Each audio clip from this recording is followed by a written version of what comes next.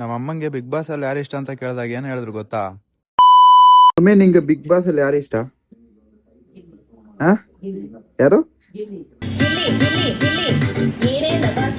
ಎಲ್ಲಾರ ಬೈಲು ಗಿಲ್ಲಿನೇ ಗುರು. ಸರಿ, ಮನೆಗೂ ಫ್ರೆಶ್ ಅಪ್ ಆಗಿ ಮತ್ತೆ ಕೆಲ್ಸಕ್ಕೆ ಬಂದೆ. ಅಷ್ಟ್ರಲ್ಲಿ ನಮ್ ನಿರಂಜನ್ ಕಾಲ್ ಮಾಡ್ದ.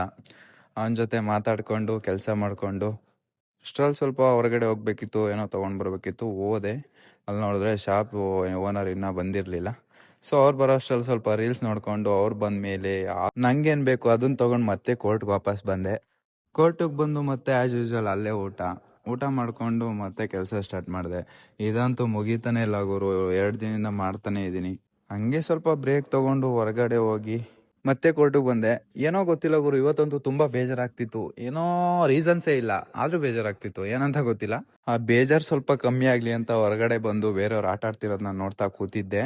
ಸ್ವಲ್ಪ ಹೊತ್ತಾದ್ಮೇಲೆ ಮತ್ತೆ ಅದೇ ಕೆಲಸ ಪೆಂಡಿಂಗ್ ಇತ್ತಲ್ಲ, ಅದನ್ನ ಕಂಪ್ಲೀಟ್ ಮಾಡೋಣ ಅನ್ಬಿಟ್ಟು ಮತ್ತೆ ಹೊರಗಡೆ ಬಂದು ಕೆಲಸ ಮಾಡ್ತಿದ್ದೆ.